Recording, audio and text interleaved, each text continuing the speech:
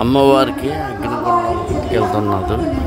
అమ్మవారికి అది చూపిన తర్వాత అక్కడి నుంచి పొయ్యి ముట్టించి ప్రసాదం చేస్తారు. నా ఛానల్ లైక్ చేయండి, షేర్ చేయండి. Srinu talks YouTube channel. Thank you.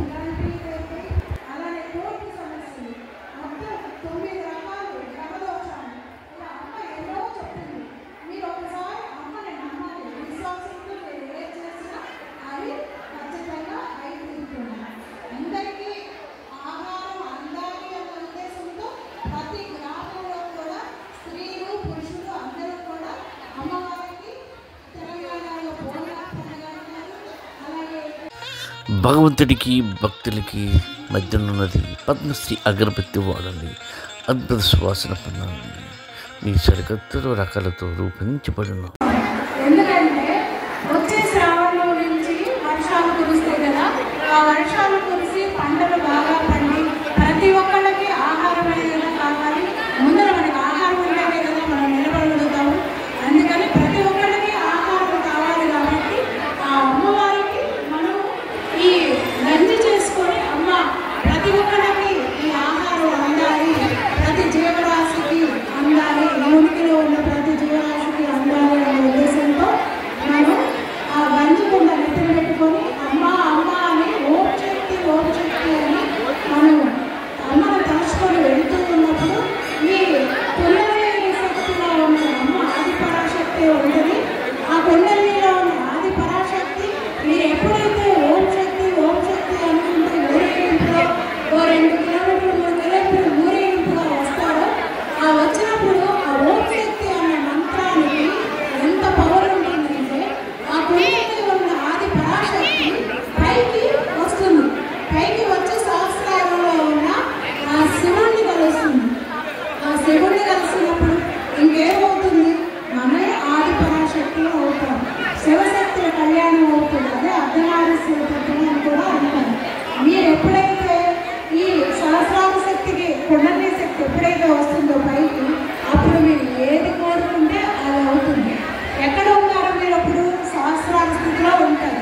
అప్పుడు మీరు ఏ కోరిక మీకు ఏ ప్రాబ్లమ్స్ ఉన్నా 9 రకాల కోరికలు నెరవేర్చైనా అమ్మ చెప్తుంది. మీకు సంతానం లేక సంతానం, వివాహం కాని వారికి వివాహం, అట్లానే ఆర్థిక ఇబ్బందులు పడుతున్న వారికి ఆర్థికంగా మంచిగా జరుగుతుంది. అలానే ఉద్యోగం లేని వాళ్ళకి ఉద్యోగం వస్తుంది. అట్లానే పెళ్లి కాని వాళ్ళకి పెళ్లి జరుగుతుంది. ఎన్నో ఇబ్బందులు ఉంటాయి కదా. ప్రతి ఇంటికి ఒక సమస్య అనేది ఉంటుంది. సమస్య లేని కుటుంబం అనేది ఉండనే ఉంటుంది. అట్లానే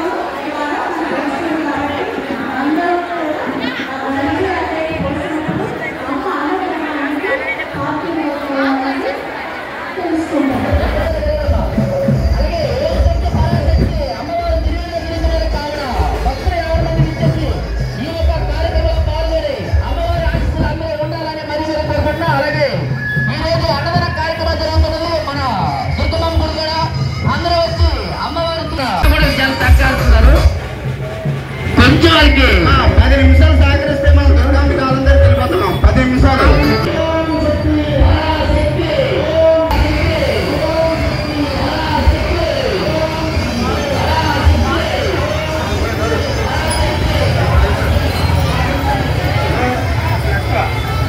డైరెక్ట్గా కప్ సంబ్రాణిని ఇలాగ డైరెక్ట్గా మనము ఫైర్కి అయితే పెట్టేసుకోవచ్చు. ఇలా దాన్ని వెలిగించి కాస్త అది వెలిగిన తర్వాత ఎక్కువ టైం అయితే పట్టట్లేదు, త్వరగానే ఇది మనకు ఇలా వెలిగిపోతుంది. అలా వెలిగిపోయిన తర్వాత దాన్ని తీసేసి ఏదైనా ఒక బౌల్లో లాగా పెట్టేసుకొని మనం ఇంట్లో వేసుకుంటే పూజలు చేసుకున్నప్పుడు మనకు ఇలా వేసుకున్న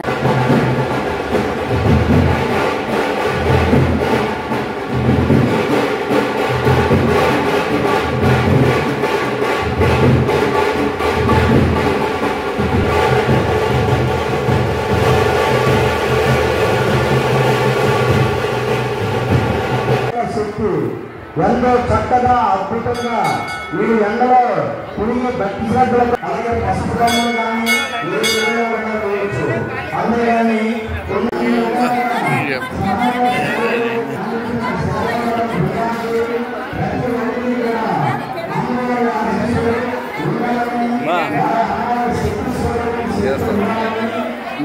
మీరే రూపంలో వెళ్ళి చేయండి. ఎందుకంటే అక్కడ సర్వీస్ చేసేవాళ్ళకి